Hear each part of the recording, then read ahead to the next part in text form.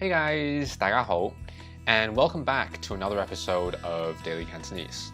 And just as usual, we're going to be going to a completely different place in this episode. And while I hope you'll find these phrases and vocabulary useful, I also, ironically, hope that you'll never have to use them because in today's scenario, we're going to be covering what it's like to go to the doctors in Hong Kong. So there are different types of public institutions to take care of you if you're sick. You could go to a public hospital, you could go to a private clinic, and even among private clinics, there are different types of doctors, specialist doctors, family doctors, and there are Western doctors and also Chinese doctors, right? So you really get a huge variety. But I feel that in general, medical coverage in the city is just great. And in today's episode, we're going to be venturing into a private clinic practicing Western medicine. So if it's your first time going into a clinic, typically the nurse behind the counter, they'll ask you if you've ever been to that particular clinic before, and if you haven't, they might ask you to register. In which case, they might say something like, 第一次睇病嘅話，麻煩做返一個登記先啦。你有冇發燒啊? So if this is your first time here at the clinic to see the doctors, please register first, right? So 登記 is register. 睇病 is like literally see sickness, right? Which is to go to the doctors. And 發燒 is fever, have a fever. Okay, and so when usually you have to wait on the bench, and once the other patients they've gone into the consultation room and they've come back out and it's your turn, you might want to knock on the doctor's door, and when he or she ushers you in, you might want to describe your symptoms, right? In which case you might say something like, 醫生，我前幾日有幾聲咳，我以為食咗啲熱氣嘅嘢，過一日會好，點不知過咗幾日，唔單止冇好，而且越嚟越嚴重添。So, doctor, I've been coughing the last couple of days. So, 有幾聲咳 is to have a couple of coughs, right? Or to have been coughing. I thought it was because I was eating something that was cough-inducing. So this is interesting. 熱氣 is actually a concept in Chinese medicine, and it doesn't have an English equivalent. But in terms of science, I researched this. I'm not a scientist.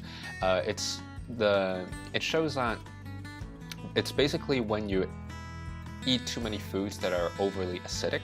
So typically things like deep fried foods, snacks like chips, or soft drinks and things like that, right?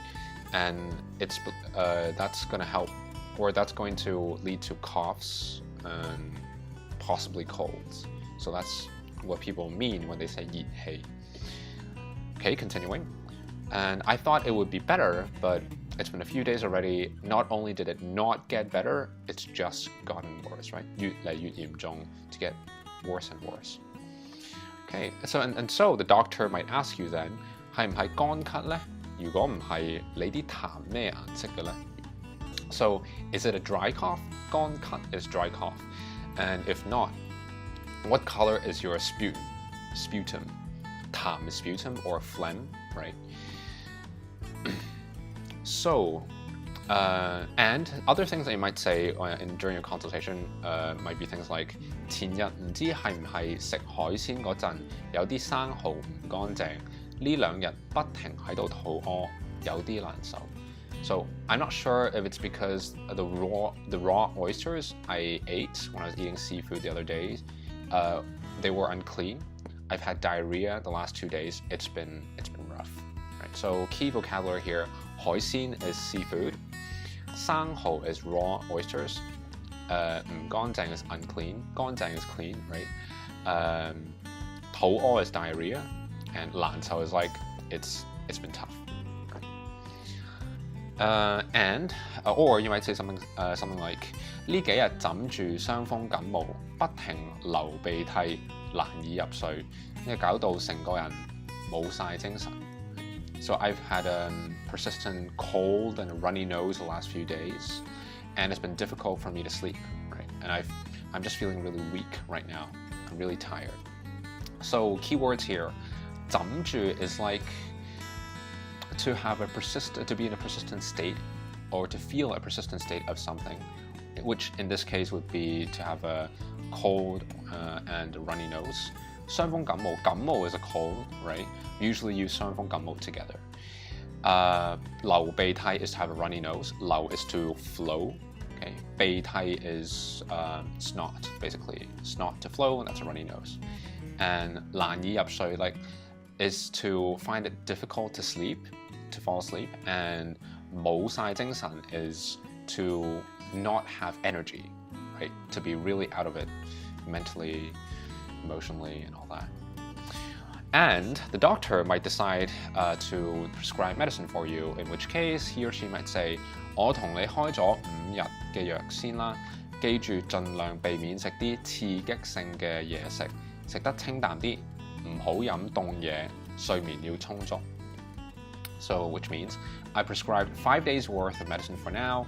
Remember, to stay away from stimulating foods, keep a clean diet, and stay away from cold foods, cold drinks, and get enough sleep.